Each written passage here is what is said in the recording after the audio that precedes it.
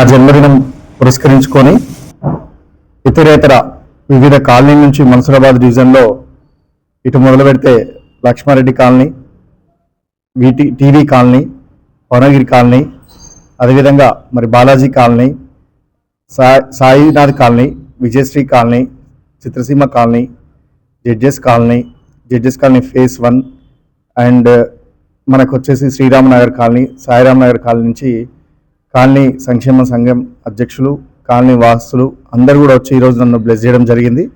మరి అదేవిధంగా రేపు రాజకీయాలలో రాబోయే కాలంలో యువత ముందుండాలని ఈరోజు నన్ను ఆశీర్వదించి మరి ఈరోజు ఇంతమంది అభిమానంగా నన్ను ఆశీర్వదించినందుకు వీళ్ళందరినీ కూడా చూస్తుంటే రేపు రాబోయే కాలంలో నేను చేయాలనుకున్న కార్యక్రమాలకు ముందుగానే వాళ్ళు బ్లెస్సింగ్స్ ఇవ్వడము, వాళ్ళు ఆశీర్వదిస్తున్నారని మాత్రం అర్థమవుతూ ఉన్నది.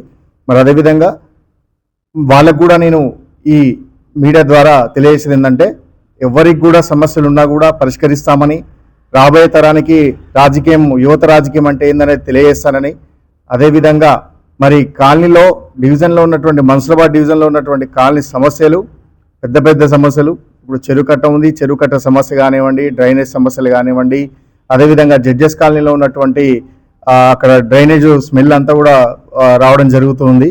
అన్నీ కూడా రోడ్ల సమస్యలు కానివ్వండి, అటు చూసుకుంటే హైత్నగర్ పవనగిరి కాలనీ కానివ్వండి, చాలా కాలనీలో కూడా రోడ్డు సమస్యలు ఉన్నాయి, విపరీతమైనటువంటి దోమల సమస్యలు, కొన్ని కాలనీల కుక్కల సమస్యలు ప్రగతి కాలనీలో. సో ఇలాంటి కాలనీలు చూసుకుంటూ పోతుంటే ఎన్నో విధాలుగా ఎన్నో రకమైనటువంటి సమస్యలు ఉన్నాయి.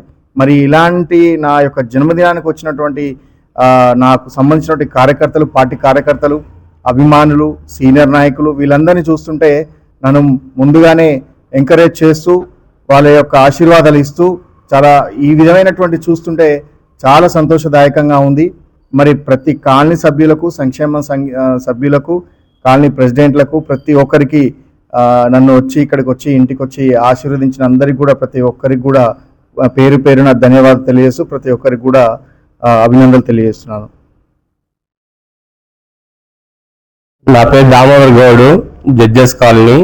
రాజకీయాల్లో యువత ముందుకు రావాలన్న ఉద్దేశంతో మేము యువతను ఎంకరేజ్ చేద్దామన్న ఉద్దేశంతో మన సంతోష్ను మేము ముందుకు నడిపించాలన్న ఉద్దేశంతో ఆయన వెంబడి మేము ఉండాలన్న ఉద్దేశం కాదు.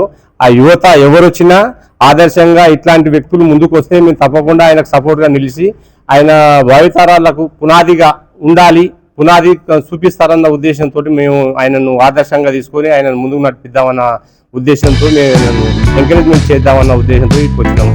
అందరికీ ధన్యవాదాలు.